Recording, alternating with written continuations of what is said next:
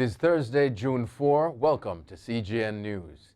Jamaica's courts are being blamed for a human rights crisis at correctional facilities after an independent commission of investigations, Indicom report, unearthed that an 81-year-old man died in the custody of a facility after a 40-year wait for trial.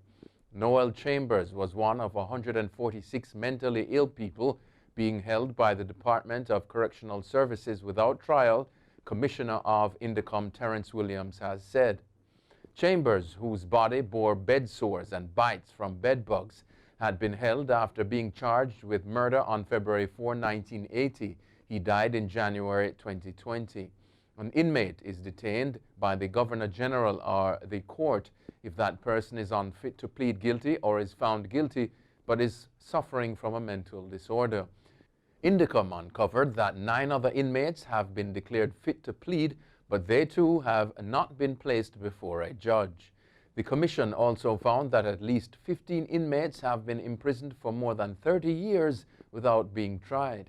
Major changes are coming to regional telecommunications giant Digicel, which has entered into a joint venture agreement in the French Caribbean and is reportedly considering selling its Papua New Guinea business. These changes come as the Jamaican-based telecoms provider, owned by Irish billionaire Dennis O'Brien, appears to be buckling under massive debts, attempting to restructure $1.6 billion of its estimated $7 billion debt.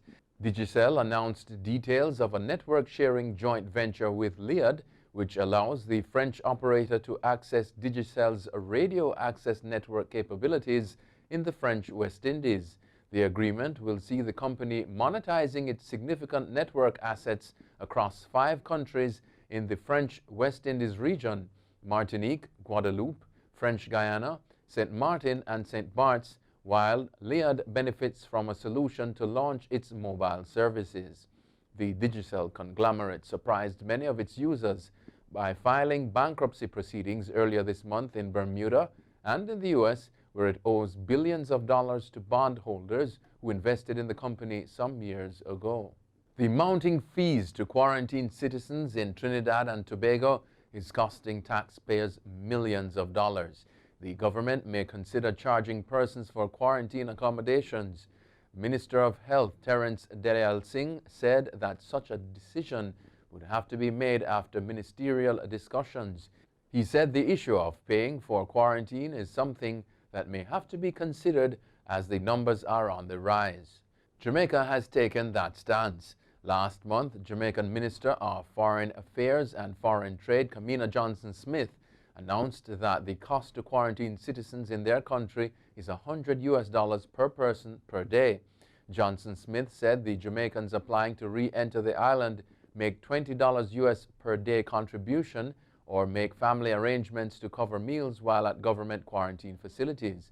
In international news, the Trump administration moved to block Chinese airlines from flying to the United States in an escalation of trade and travel tensions between the two countries.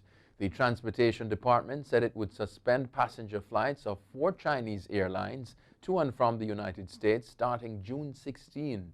The decision was a response to China's failure to let United Airlines and Delta Airlines resume flights this week to China, which were suspended earlier this year in response to the coronavirus pandemic that started in Wuhan province. The Transportation Department said that China was violating an agreement between the two countries.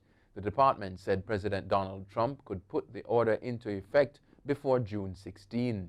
The 4 airlines affected by the order are Air China, China Eastern Airlines, China Southern Airlines, and Xiamen Airlines. Before the pandemic, there were about 325 passenger flights a week between the United States and China, including ones operated by United Delta and American Airlines.